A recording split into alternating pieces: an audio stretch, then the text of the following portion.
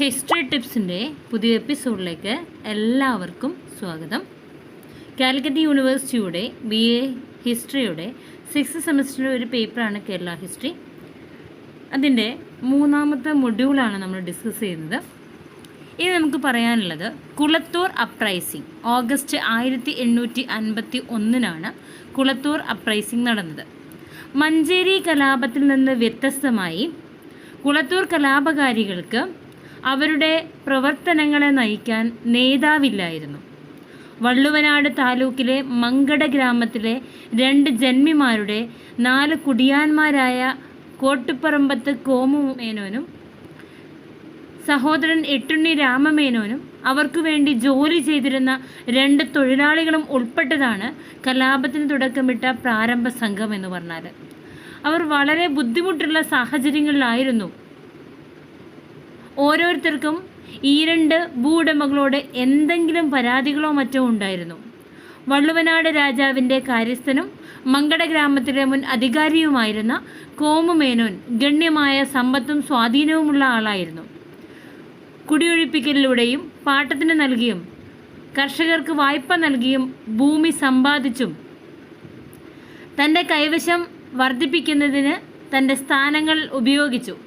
ഉദാഹരണത്തിന് വിമതരിലൊരാളായ കുണ്ടത്തുടിയിൽ ഉണ്ണിരായൻ തൻ്റെ ഭൂരിഭാഗം ഭൂമിയും കോമുമേനോൻ്റെ കൈകളിലേക്ക് പോയതായി കണ്ടെത്തി.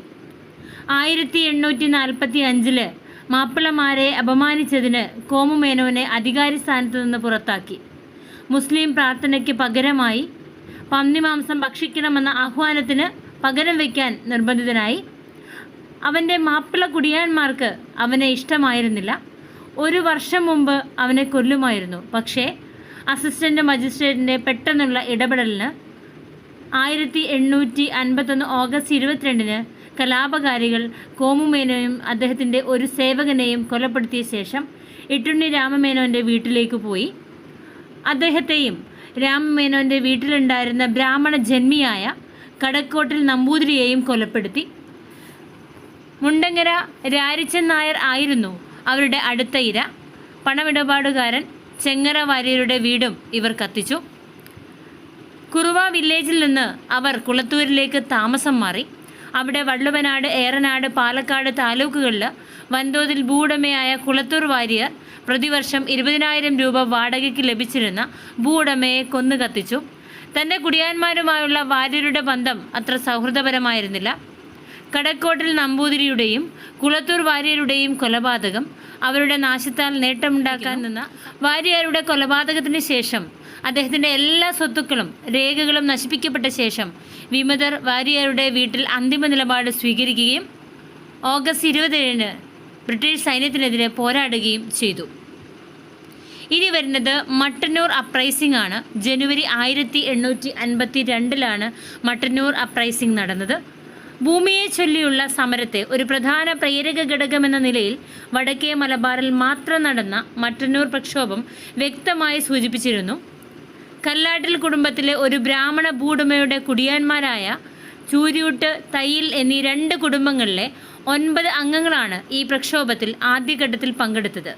30ഓളം മാപ്പിള കുടിയാന്മാരുള്ള മട്ടന്നൂരിലെ പ്രധാന ജന്മിയും കുരുമുളക് വ്യാപാരിയും പണമിടപാടുകാരനുമായിരുന്നു കല്ലാട്ടിൽ ബ്രാഹ്മണൻ.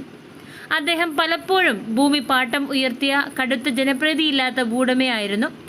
ചൂരിയോട്ട് കുടുംബം അദ്ദേഹത്തോട് വലിയ കടബാധ്യതയുള്ളവരായിരുന്നു. തയ്യിൽ കുടുംബത്തെ കോടതിയിൽ ഫയൽ ചെയ്ത ഒരു കേസ് വഴി കുടിയൊഴിപ്പിക്കുമെന്ന് ഭീഷണിപ്പെടുത്തിയിരുന്നു. ഗ്രാമത്തിലെ ഭൂമിയുടെ മേലുള്ള ബ്രാഹ്മണരുടെ നിയന്ത്രണവും സമ്പന്നരായ മാപ്പിളമാരുടെ, പ്രത്യേകിച്ച് ഭൂസ്വത്ത് വർദ്ധിപ്പിക്കാൻ ശ്രമിക്കുന്ന കാട്ടാലെ കുടുംബത്തിൻ്റെ താൽപ്പര്യങ്ങൾക്ക് വിരുദ്ധമായിരുന്നു. ബ്രാഹ്മണനെ എതിർക്കാൻ ഗ്രാമത്തിലെ ഒരേയൊരു ആളുകൾ മാത്രമായിരുന്നു ഉണ്ടായിരുന്നത്. ഇത് മാപ്പിള കർഷകരുടെ ജനപ്രീതിയില്ലാത്ത പ്രഭുക്കർക്കെതിരെ അവരുടെ ലക്ഷ്യത്തിൻ്റെ ചാമ്പ്യന്മാരായി അവരെ വീക്ഷിച്ചവരിൽ ഗണ്യമായ സ്വാധീനം ചെലുത്തി. കല്ലാട്ടിൽ ബ്രാഹ്മണൻ്റെ കുടിയാന്മാരെ അക്രമത്തിലൂടെ പരിഹരിക്കാൻ ഒരുക്കുന്നതിൽ കോട്ടാലെ കുടുംബാംഗങ്ങൾ സജീവ താൽപ്പര്യം കാണിച്ചു. കലാപത്തിൻ്റെ ന്യൂക്ലിയസ് രേഖപ്പെടുത്തിയ 9 പേരും 1851 നവംബറിൽ മമ്പുറം പള്ളിയിലേക്കുള്ള തീർത്ഥാടനത്തിന് പോയി. മമ്പുറം തങ്ങൾ കല്ലായി ഷെയ്ഖിനോടോ വേങ്ങാട് ഖാസിയോട് കൂറുപുലർത്തിയിരുന്ന മട്ടന്നൂർ മാപ്പിളമാരുടെ മതാചാര്യൻ ആയിരുന്നില്ല എന്നതുകൊണ്ട് തീർത്ഥാടനം എന്ന ആശയം അവർ തന്നെ നിർദ്ദേശിച്ചതാണ്. സംഘം മമ്പുറത്ത് നിന്ന് മടങ്ങിയ ശേഷം കലാപം പൊട്ടിപ്പുറപ്പെടുത്തുന്നതിന് ഏകദേശം 2 മാസം കഴിഞ്ഞു. ഈ കാലയളവിൽ അവർ ഒരു പൊതുപ്രക്ഷോഭത്തിനുള്ള തയ്യാറെടുപ്പുകൾ നടത്തി. 1852 ജനുവരി 4 വിമതർ പാലോട്ട് മസ്ജിദിലേക്ക് പോയി. അവിടെ പ്രാർത്ഥനകളും മെയിലുകളും നടന്നു. 5 രാവിലെ തോക്കും കത്തിയുമായി കല്ലാട്ടിൽ ബ്രാഹ്മണന്റെ വീട്ടിലേക്ക് മാർച്ച് നടത്തി. അവർ ബ്രാഹ്മണനെയും അവൻ്റെ എല്ലാ കുടുംബാംഗങ്ങളെയും വേലക്കാരെയും 15 പേരെയും കൊന്നു. എല്ലാ രേഖകളും കണക്കുകളും നശിപ്പിച്ചു. ഒളിപ്പിച്ച ആഭരണങ്ങളും വിലപിടിപ്പുള്ള വസ്തുക്കളും തിരഞ്ഞുകൊണ്ട് പ്രത്യക്ഷത്തിൽ വീടിന് തീയിടുകയും 7,000 രൂപയോളം പണം അപഹരിക്കുകയും ചെയ്തു. കലാപകാരികൾ ഇരിക്കൂർ ഗ്രാമത്തിലേക്ക് പോയി. അവിടെ സമ്പന്നനായ പിള്ളങ്ങത്ത് ഹസൻകുട്ടി, ഗ്രാമത്തിലെ ഏറ്റവും സമ്പന്നമായ ഹിന്ദു ഭൂമിയുള്ള കുടുംബത്തിൻ്റെ തലവനായ കുളിയാട്ട് ആനന്ദനുമായി ഏകദേശം 8 വർഷമായി കൈപ്പേറിയ വ്യവഹാരം നടത്തി. 1852 ജനുവരി 8 പുലർച്ചെ അവർ കുളിയാട്ട് ആനന്ദൻ്റെ വീട് ആക്രമിച്ചു. അത് 300ഓളം ആയുധധാരികൾ സംരക്ഷിച്ചു. തുടർന്നുണ്ടായ പോരാട്ടത്തിൽ എല്ലാ വിമതരും കൊല്ലപ്പെട്ടു. ദ ലേറ്റർ അപ്രൈസിംഗ് 19-ാം നൂറ്റാണ്ടിൻ്റെ പകുതിയിലും 20-ാം നൂറ്റാണ്ടിൻ്റെ തുടക്കത്തിലും ഭൂവുടമകൾക്കും ഭരണകൂടത്തിനുമെതിരായ കർഷകരുടെ എതിർപ്പും സമരവും അനിയന്ത്രിതമായി തുടർന്നു. 1870-1900 കാലഘട്ടത്തിൽ മാപ്പിളമാർ വീണ്ടും മൂന്ന് വിഭാഗമായി ഉയർന്നു. 1873 കലാപം ഒരു മസ്ജിദ് സ്ഥലത്തെ ചൊല്ലിയുള്ള തർക്കത്തിൽ നിന്നാണ് ഉത്ഭവിച്ചത്. സമ്പന്നനായ ഹിന്ദു ഭൂവുടമയായ കരമ്പാറ നായരിൽ നിന്ന് പണയപ്പെടുത്തിയ ഭൂമിയിൽ അധികാരിയായ നെല്ലായ കുഞ്ഞാമൻ തുടക്കൽ ഗ്രാമത്തിൽ ഒരു മുസ്ലിം പള്ളി പണിതിരുന്നു. അധികാരി യഥാർത്ഥത്തിൽ ഒരു സമർത്ഥമായ തന്ത്രം ഉപയോഗിക്കുകയായിരുന്നു. മാപ്പിളമാർ പലപ്പോഴും ഈ ഒരു തന്ത്രം അവലംബിച്ചു.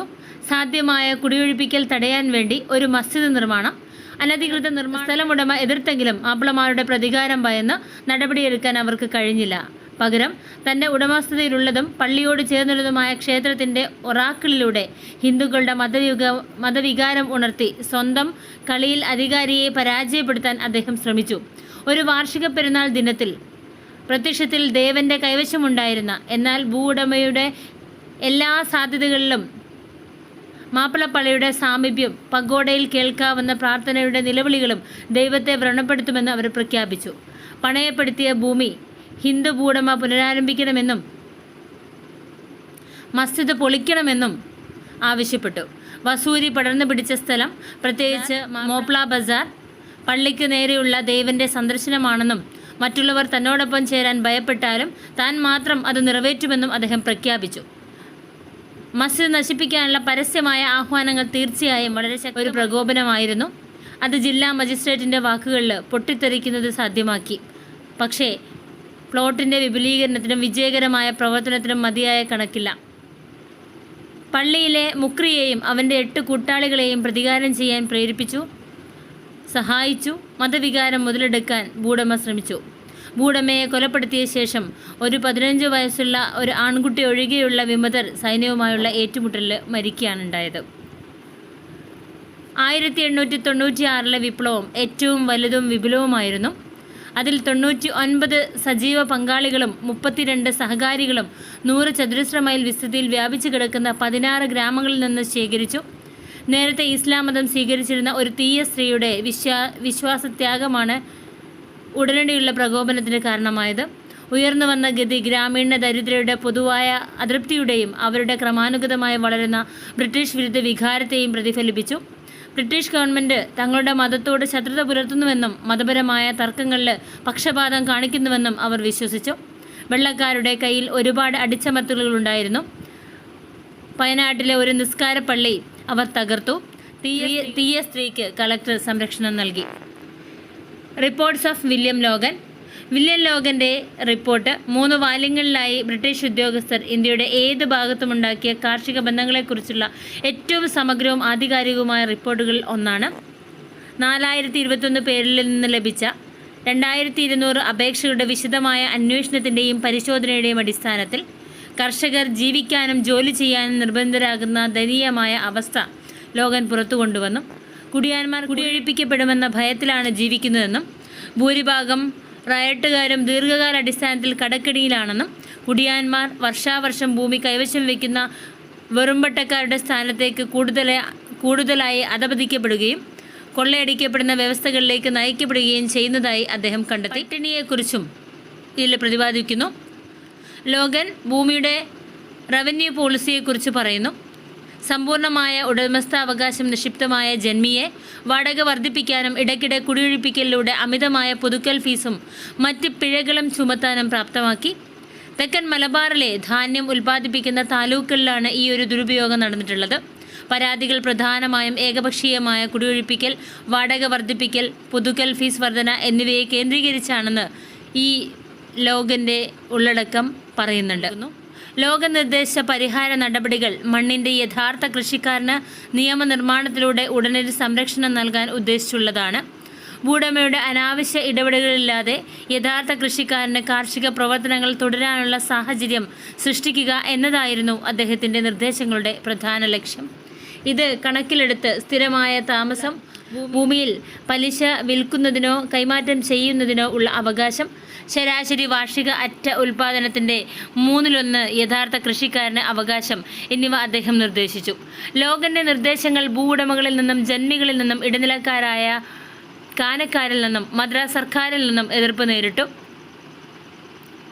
സ്ഥിരം താമസം എന്ന ആശയത്തോട് തന്നെ ജന്മികൾ എതിർപ്പുണ്ടായിരുന്നപ്പോൾ 19-ാം നൂറ്റാണ്ടിൽ മലബാറിലെ ഏറ്റവും ശക്തരായ സാമൂഹിക സാമ്പത്തിക വിഭാഗമായി ഉയർന്നു വന്ന കൃഷി ചെയ്യാത്ത ഇടനിലക്കാരായ കാണക്കാർ യഥാർത്ഥ കൃഷിക്കാരിലെ ലോഗൻ്റെ ഊന്നൽ മാറ്റാൻ ആഗ്രഹിച്ചു.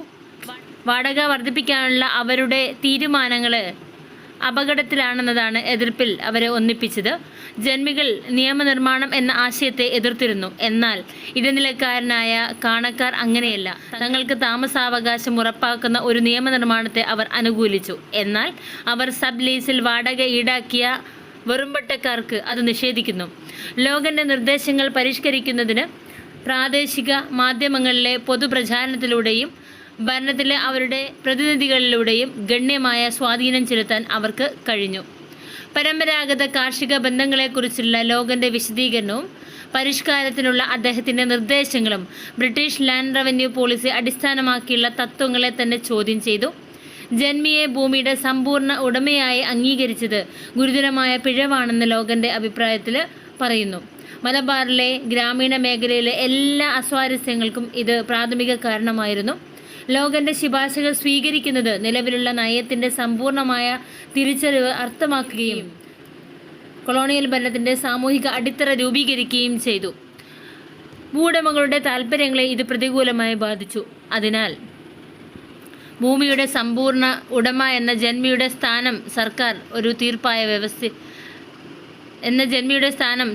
ഒരു തീർപ്പാക്കിയ വ്യവസ്ഥയായി കണക്കാക്കുകയും ജന്മികളുടെയും കാണക്കാരുടെയും താൽപ്പര്യങ്ങൾക്കിടയിൽ ഒരു അനുരഞ്ജനം നടത്താൻ മാത്രമാണ് അവർ തയ്യാറായത്. ലോഗൻ്റെ നിർദ്ദേശങ്ങൾ തീവ്രവും വിപ്ലവകരവുമായിരുന്നു എന്ന് ഉദ്യോഗസ്ഥർ പൊതുവെ പങ്കുവച്ചിരുന്നു. ഈ പരിഗണനകൾ കണക്കിലെടുത്ത് നിയമനിർമ്മാണം ഏറ്റെടുക്കാൻ കഴിയുന്ന തരത്തിൽ സർക്കാരിനെ ഉപദേശിക്കാൻ രൂപീകരിച്ച ഒരു കമ്മിറ്റിക്ക് ലോഗൻ്റെ ശുപാർശകൾ റഫർ ചെയ്തു. ലോഗൻ്റെ നിർദ്ദേശങ്ങൾ കമ്മിറ്റി നിരസിച്ചു. അങ്ങനെ ചെയ്യുന്നതിലൂടെ അത് പ്രാഥമികമായി കാണക്കാരുടെ താൽപ്പര്യങ്ങൾ സംരക്ഷിക്കാൻ ശ്രമിച്ചു. ജന്മിയുടെ കുടിയൊഴിപ്പിക്കൽ, വാടക പുതുക്കൽ ഫീസ് വർദ്ധിപ്പിക്കൽ, കാണക്കാരുടെ സ്ഥിരം താമസാവകാശം എന്നിവയിൽ നിയന്ത്രണങ്ങൾ ശുപാർശ ചെയ്തു. അതേസമയം ഉപഭോക്താക്കൾക്കുള്ള സ്ഥിരതയെ അത് നിരസിച്ചു. കാരണം അത് അവർക്കും ഒരിക്കലും പ്രതീക്ഷിക്കാത്തതായിരുന്നു. സമിതിയുടെ നിർദ്ദേശങ്ങളോടുള്ള എതിർപ്പ് ഇക്കാരണങ്ങൾ കൊണ്ടാണ്. ഇത് ഇടനിലക്കാരായ കാണക്കാർക്ക് റാക്ക് വാടകയ്ക്ക് ലൈസൻസ് നൽകുമെന്ന് ഭയപ്പെട്ടു. ഇത് യഥാർത്ഥ കൃഷിക്കാരന് അടിമത്തത്തിലും പട്ടിണിയിലും മോഷണത്തിലും കലാശിക്കുമെന്ന് ലോഗൻ വാദിച്ചു. ഈ കമ്മിറ്റിയുടെ ശുപാർശകൾ കാർഷിക പ്രശ്നത്തിൻ്റെ ഏറ്റവും മികച്ച പരിഹാരം ഏറ്റവും കുറഞ്ഞ ഇടപെടൽ ഉൾപ്പെടുന്നതാണ് എന്ന തത്വത്തെ അടിസ്ഥാനമാക്കി ഉള്ളതാണ്. അങ്ങനെയിരിക്കെ നിലവിലുള്ള കാർഷിക ബന്ധങ്ങളിലോ ഭൂമിയിലെ അവകാശങ്ങളിലോ ഒരു സമൂലമായ മാറ്റമൊന്നും അവർ സ്വാഭാവികമായും അനുകൂലിച്ചില്ല. പകരം കുടിയൊഴിപ്പിക്കലിൽ നിന്നുണ്ടാകുന്ന അസുഖങ്ങൾക്ക് കുറച്ച് ആശ്വാസം നൽകുന്ന ചില നാമമാത്രമായ ക്രമീകരണങ്ങൾ മാത്രമാണ് അവർ നൽകിയത്.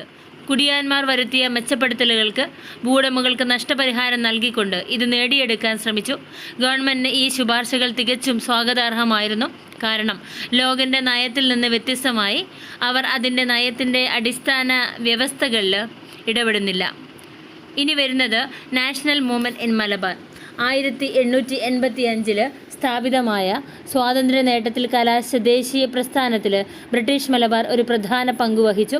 1897 മലബാറിൻ്റെ വിശിഷ്ട പുത്രനായ സർ സി ശങ്കരൻ നായർ കോൺഗ്രസിൻ്റെ അമരാവതി സമ്മേളനത്തിൽ അധ്യക്ഷനായിരുന്നു. 1904 ശ്രീ വിജയരാഘവാചാര്യരുടെ അധ്യക്ഷതയിൽ കോൺഗ്രസിൻ്റെ നേതൃത്വത്തിൽ കോഴിക്കോട് ഒരു സമ്മേളനം നടന്നു. 1916 ഡോക്ടർ ആനി ബസന്റ് സ്ഥാപിച്ച ഓൾ ഇന്ത്യ ഹോം റൂൾ ലീഗിൻ്റെ ഒരു ശാഖയും മലബാറിൽ പ്രവർത്തനം ആരംഭിച്ചു. KP കേശവമേനൻ ഹോം റൂൾ ലീഗിൻ്റെയും ജില്ലാ കോൺഗ്രസ് കമ്മിറ്റിയുടെയും സെക്രട്ടറിയായും പ്രവർത്തിച്ചിട്ടുണ്ട്. അദ്ദേഹത്തിൻ്റെ രാഷ്ട്രീയ പ്രവർത്തനങ്ങൾ മലബാർ ജില്ലയിലാകെ വലിയ കോളിളക്കം സൃഷ്ടിച്ചു. 1916 മുതൽ മലബാറിലെ ജനങ്ങളുടെ പരാതികൾ സർക്കാരിൻ്റെ ശ്രദ്ധയിൽപ്പെടുത്താൻ രാഷ്ട്രീയ സമ്മേളനങ്ങൾ നടന്നു. ഇനി നമുക്ക് പറയാനുള്ളത് ഹോം റൂൾ മൂവ്മെൻ്റ് ആണ്. ഒന്നാം ലോക മഹായുദ്ധം മലബാറിലെ ദേശീയ പ്രസ്ഥാനത്തിന് ഉത്തേജനം നൽകി. 1896 കാലിക്കറ്റ് ടൗൺ ഹാളിൽ ഗവൺമെൻറ്റിൻ്റെ യുദ്ധശ്രമങ്ങൾക്ക് ജനപിന്തുണ സമാഹരിക്കാൻ ഒരു പൊതുയോഗം നടന്നു. മലയാളത്തിൽ പ്രസംഗിക്കാൻ അനുമതി നിഷേധിച്ചതിനെ തുടർന്ന് KP കേശവമേനോൻ ബഹുഭൂരിപക്ഷം സദസ്സുകളുടെയും അകമ്പടിയോടുകൂടി ഹാളിൽ നിന്ന് ഇറങ്ങിപ്പോയി. ശ്രീധരമേനോൻ പറയുന്നതനുസരിച്ച് ദേശീയ പ്രസ്ഥാനത്തിൻ്റെ ഉയർന്നുവന്ന വേഗതയെ പ്രകടമാക്കുന്നിടത്തോളം ഈ സംഭവം പ്രതീകാത്മകമായിരുന്നു. ഒന്നാം ലോക മഹായുദ്ധത്തിന് തൊട്ടു പിന്നാലെ 1919 മൊണ്ടേഗു ചെംസ്ഫോർഡ് ഭരണപരിഷ്കാരങ്ങൾ പ്രഖ്യാപിച്ചു.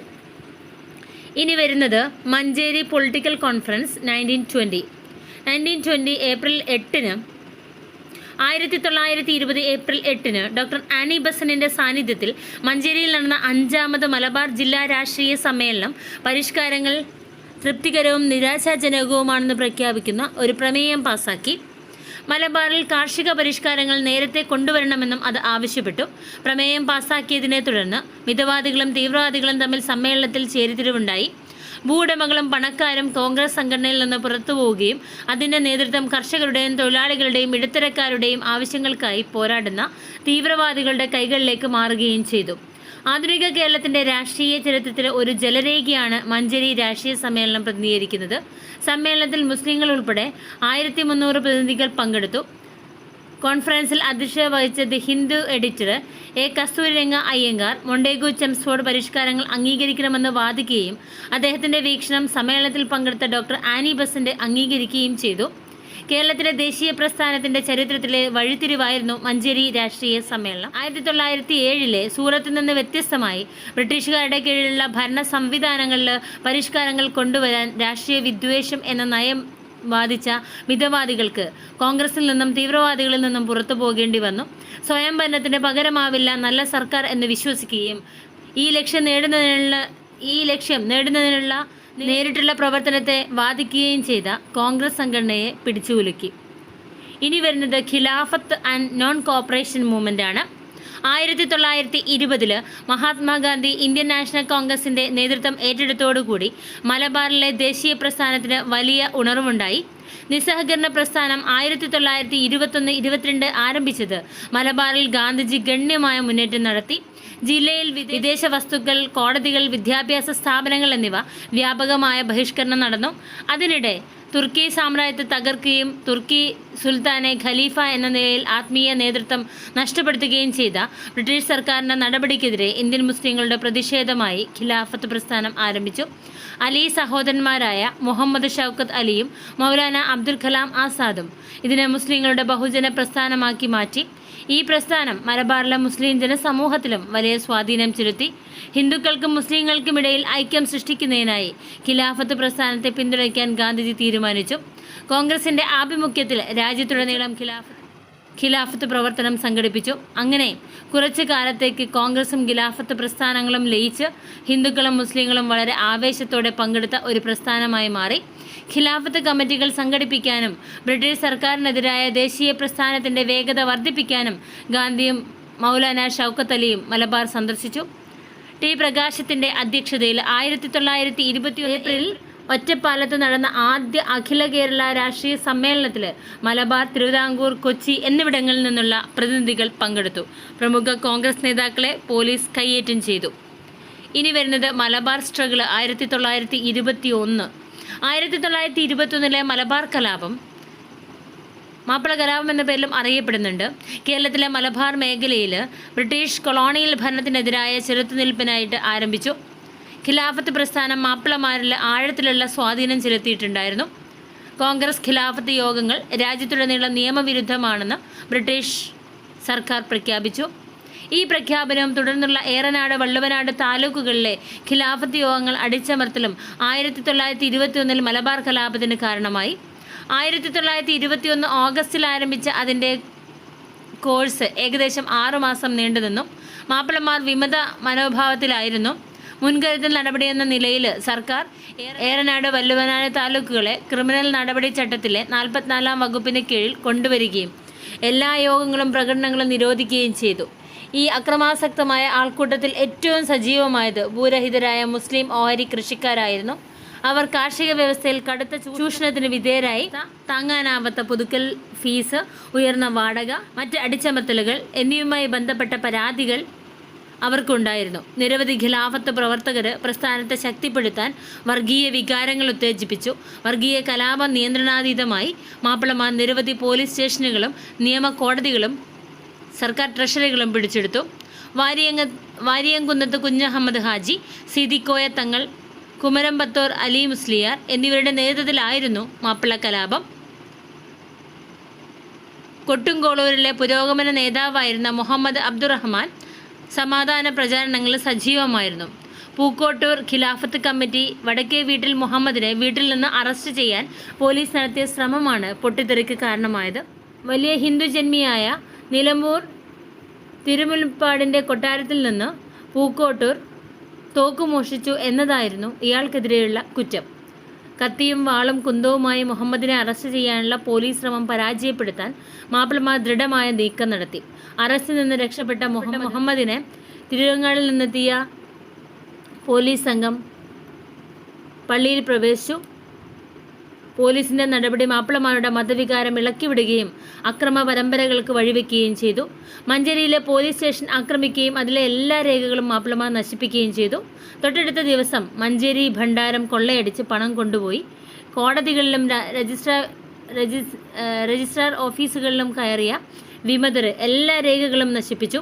തിരുരങ്ങാടി, പൂക്കോട്ടൂർ, കാളികാവ്, മലപ്പുറം, മഞ്ചേരി, പാണ്ടിക്കാട്, തിരൂർ തുടങ്ങിയ സ്ഥലങ്ങൾ ഫലത്തിൽ വിമതരുടെ നിയന്ത്രണത്തിലായി മാറി.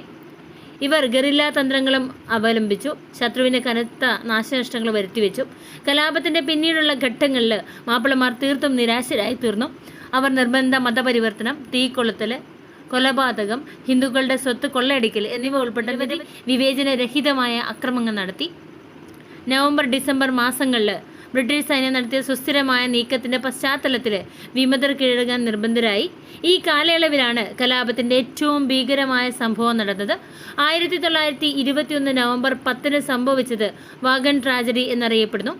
ബെല്ലാരി ജയിലിലേക്കുള്ള യാത്രാമധ്യേ തിരൂരിൽ വെച്ച് അറസ്റ്റ് ചെയ്ത് അടച്ചിട്ട് റെയിൽവേ ഗുഡ്സ് വാഗണിലേക്ക് തള്ളിയ 90 മാപ്പിള വിമതരിൽ 64 പേർ ശ്വാസം മുട്ടി മരിക്കുകയും ബാക്കിയുള്ളവർ ഓടന്നൂരിൽ വെച്ച് ഡോറ് തുറന്നപ്പോൾ മരണത്തിൻ്റെ വക്കിലെത്തിയിരുന്നു. പോടന്നൂരിലെ ബ്ലാക്ക് ഹോൾ എന്നാണ് ഈ ഒരു സംഭവത്തെ സുമിത് സർക്കാർ വിശേഷിപ്പിക്കുന്നത്. മലബാർ കലാപത്തെ അടിച്ചമർത്താൻ ബ്രിട്ടീഷുകാർ സ്വീകരിച്ച ക്രൂരവും മനുഷ്യത്വരഹിതവുമായ രീതിയുടെ ശ്രദ്ധേയമായിരുന്ന ഒരു പ്രകടനമായിരുന്നു ഇത്. ഇനി ഡിബേറ്റ്സ് ഓൺ ഇറ്റ്സ് നാച്ചർ.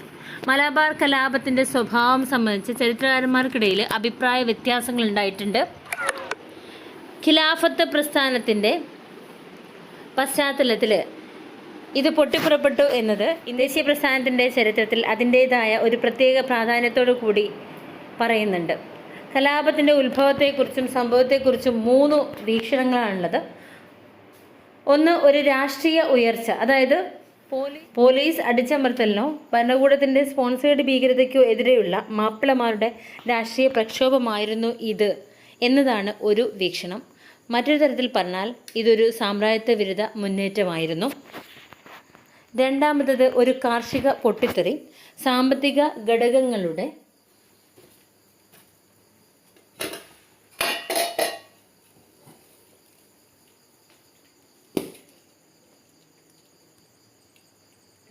പ്രവർത്തനത്തിൻ്റെ ഫലമായി പൊട്ടിപ്പുറപ്പെട്ടു എന്നതാണ് മറ്റൊരു വീക്ഷണം.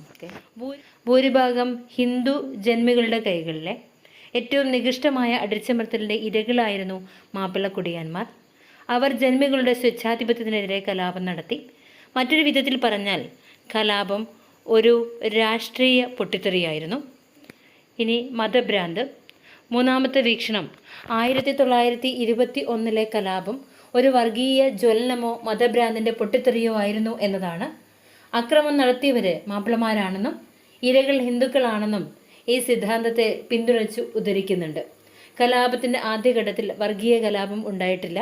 അവസാന ഘട്ടത്തിൽ നിർബന്ധ മതപരിവർത്തനത്തിന് പുറമെ മാപ്പിളമാരിലെ ഒരു മതഭ്രാന്തൻ വിഭാഗം ഹിന്ദുക്കൾക്കെതിരെ നടത്തിയ അതിക്രമങ്ങളും ഉണ്ടായിരുന്നു.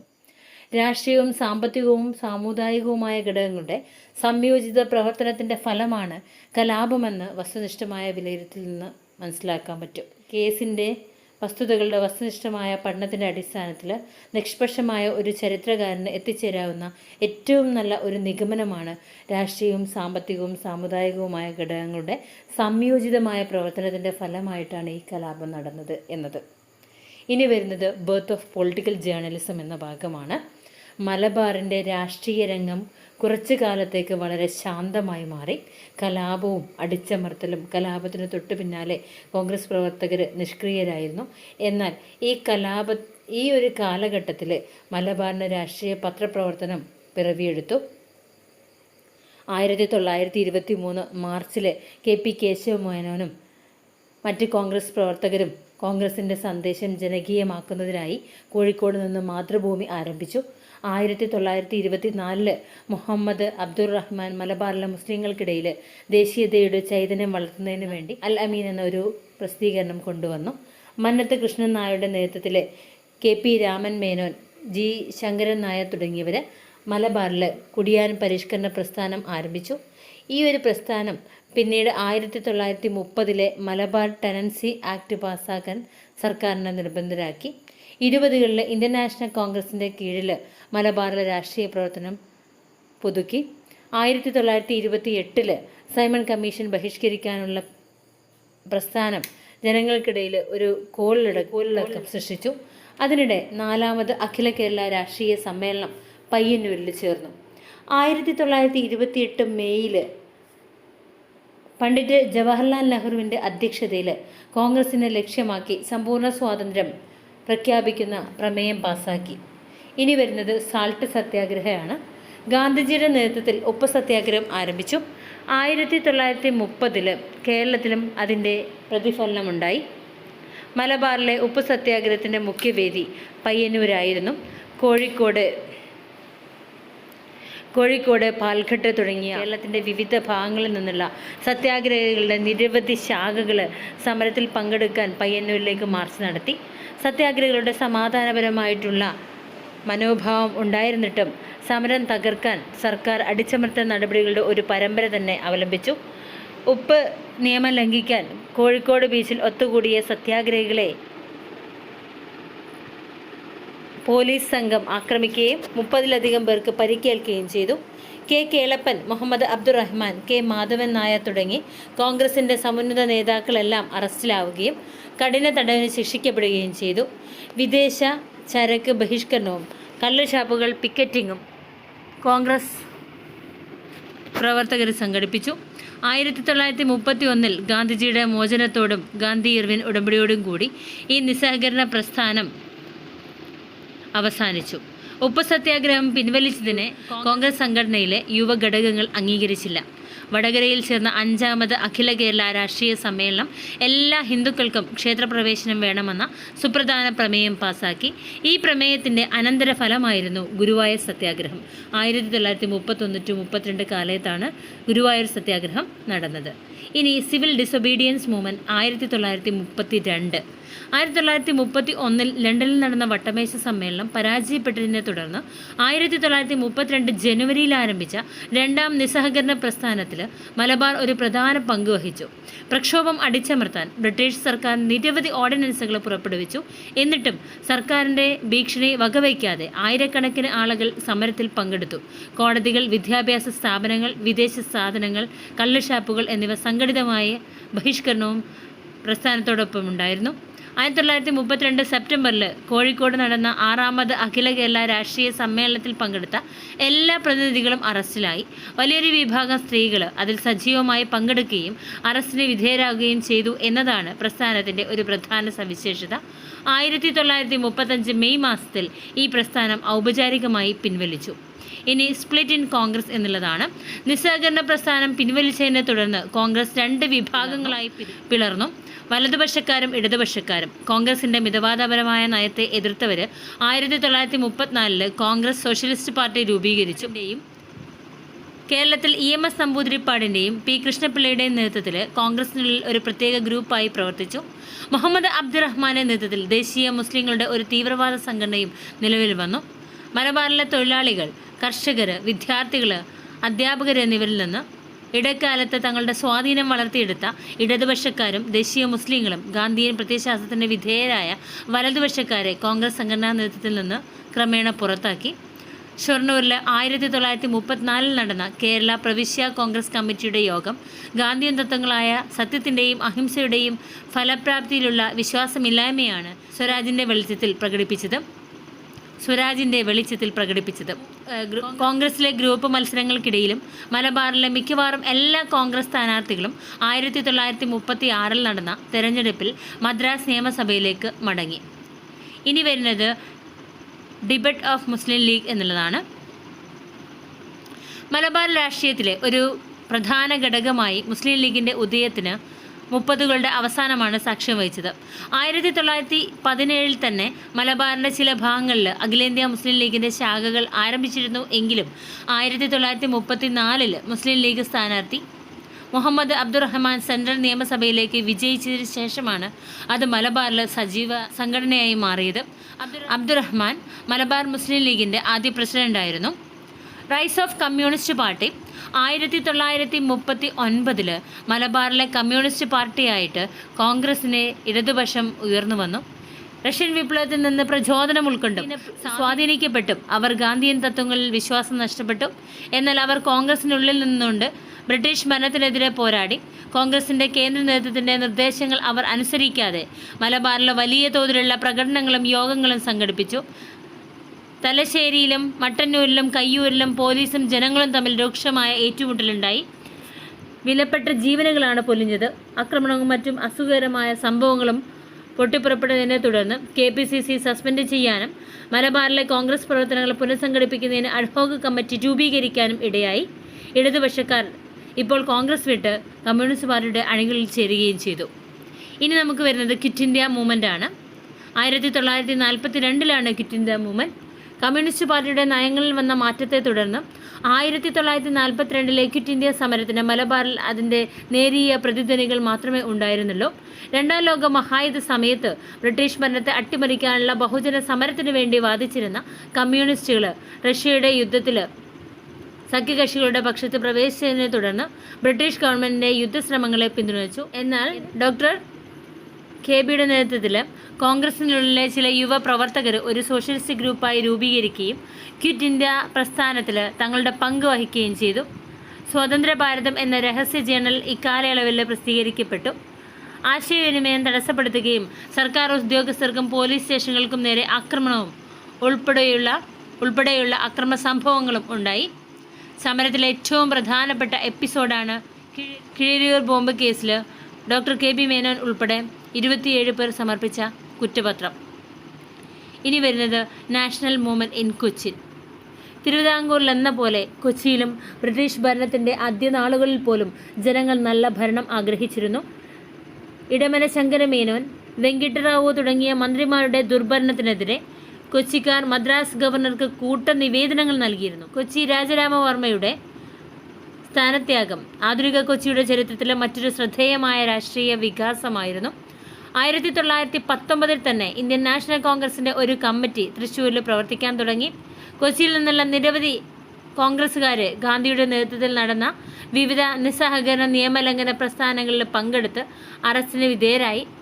1933 ക്രാങ്കന്നൂരിലെ കർഷകരും തൊഴിലാളികളും കടബാധയിൽ നിന്ന് മോചനം ആവശ്യപ്പെട്ടു. അവരുടെ പരാതികൾ പരിഹരിക്കുന്നതിന് ആവശ്യമായ പരിഷ്കാരങ്ങൾ കൊണ്ടുവരേണ്ടതുണ്ട്. ഇനി വരുന്നത് ഇലക്ട്രിസിറ്റി അജിറ്റേഷനാണ്. 1932 ഇലക്ട്രിസിറ്റി അജിറ്റേഷൻ നടന്നത്. കൊച്ചിയിലെ പ്രക്ഷോഭങ്ങളിൽ ഏറ്റവും പ്രധാനപ്പെട്ടതായിരുന്നു ദിവാൻ ശ്രീ ആർക്കെയുടെ കീഴിലുള്ള കൊച്ചി സർക്കാരിൻ്റെ തീരുമാനത്തിനെതിരായി പ്രതിഷേധം. 1936 തൃശ്ശൂർ പട്ടണത്തിൽ വെച്ച് സംഘടിപ്പിച്ച വൈദ്യുതി പ്രക്ഷോഭം. നഗരത്തിലെ വൈദ്യുതി വിതരണം സ്വകാര്യ കമ്പനികൾക്ക് ഏൽപ്പിക്കാൻ ഉള്ള തീരുമാനമായിരുന്നു ഈ ഒരു പ്രക്ഷോഭത്തിലേക്ക് നയിച്ചത്. എല്ലാ വിഭാഗങ്ങളിലെയും സമുദായങ്ങളിലെയും ആളുകളെ ഒരു പൊതുവേദിയിലേക്ക് കൊണ്ടുവന്ന് ഒരു പ്രക്ഷോഭത്തിലേക്ക് എത്തിക്കാൻ സാധിച്ചു. അതൊരു യഥാർത്ഥ ജനകീയ പ്രസ്ഥാനമായിരുന്നു.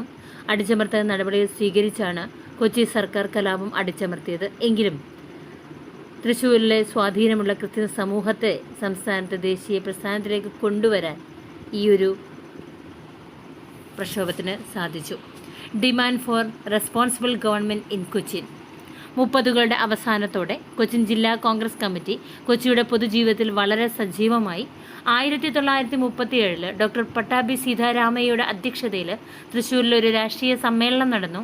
ഇന്ത്യൻ നാഷണൽ കോൺഗ്രസ് 1938 ഹരിപുര പ്രമേയം പാസാക്കി. അതിലൂടെ പ്രാദേശിക സംസ്ഥാനത്തിൻ്റെ കാര്യങ്ങളിൽ ഇടപെടേണ്ടതില്ലെന്ന് തീരുമാനിച്ചു. അതുകൊണ്ട് കോൺഗ്രസിൻ്റെ കീഴിലുള്ള ഉത്തരവാദപ്പെട്ട ഭരണത്തിനായി ഒരു പ്രക്ഷോഭം എന്ന ആശയം തൽക്കാലം ഉപേക്ഷിച്ചു. അതിനിടെ പൊതുജനങ്ങളെ സമാധാനിപ്പിക്കാൻ കൊച്ചി സർക്കാർ ഭരണഘടനാ പരിഷ്കരണ പദ്ധതി പ്രഖ്യാപിച്ചു. അങ്ങനെ തിരുവിതാംകൂറിലെ ആ സംസ്ഥാനത്ത് ഉത്തരവാദപ്പെട്ട സർക്കാരിന് വേണ്ടിയുള്ള രാഷ്ട്രീയ പ്രക്ഷോഭങ്ങളെ അടിച്ചമർത്താൻ സർക്കാർ ശ്രമിച്ചപ്പോൾ ആവശ്യം ഘട്ടം ഘട്ടമായി നിറവേറ്റുക എന്ന പ്രബുദ്ധമായ നയമാണ് കൊച്ചി സർക്കാർ സ്വീകരിച്ചത്. ഇനി ഡയാർക്കി ഇൻ കൊച്ചിൻ. 1938 ജൂൺ 17 പാസാക്കിയ കൊച്ചിൻ ഗവൺമെൻറ് ആക്റ്റിൽ ധാരാളം ഭരണഘടനാ പരിഷ്കാരങ്ങൾ ഉൾക്കൊള്ളുന്നു. മൊണ്ടേഗു ചെംസ്ഫോർഡ് ഭരണപരിഷ്കാരങ്ങൾക്ക് കീഴിൽ ബ്രിട്ടീഷ് ഇന്ത്യയിൽ നിലനിന്നിരുന്ന സമ്പ്രദായത്തിൻ്റെ മാതൃകയുള്ള ഒരു ഡയാർക്കി സംവിധാനം കൊച്ചിയിൽ അവതരിപ്പിച്ചു. കൊച്ചിൻ ലെജിസ്ലേറ്റീവ് കൗൺസിൽ അംഗങ്ങളിൽ നിന്ന് ഭൂരിപക്ഷ വോട്ടോടെ തിരഞ്ഞെടുക്കപ്പെട്ട ഒരു മന്ത്രിക്ക് സംസ്ഥാന സർക്കാരിൻ്റെ കൃഷി, സഹകരണം, പൊതുജനാരോഗ്യം, പഞ്ചായത്തുകൾ, വ്യവസായങ്ങൾ തുടങ്ങി ചില വകുപ്പുകളുടെ ചുമതല നൽകി. 58 അംഗങ്ങളായിരുന്നു ലെജിസ്ലേറ്റീവ് കൗൺസിലിൽ ഉൾപ്പെടുത്തിയിരുന്നത്. പുതിയ പദ്ധതി പ്രകാരം നടന്ന തെരഞ്ഞെടുപ്പിൽ 38 അംഗങ്ങൾ തിരഞ്ഞെടുക്കപ്പെട്ടു. കൊച്ചിൻ നിയമസഭയിൽ 2 വ്യത്യസ്ത ഗ്രൂപ്പുകൾ ഉയർന്നു വന്നു. അതായത് കൊച്ചിൻ കോൺഗ്രസ് 13 സീറ്റുകൾ, കൊച്ചിൻ സ്റ്റേറ്റ് കോൺഗ്രസ് 12 സീറ്റുകൾ.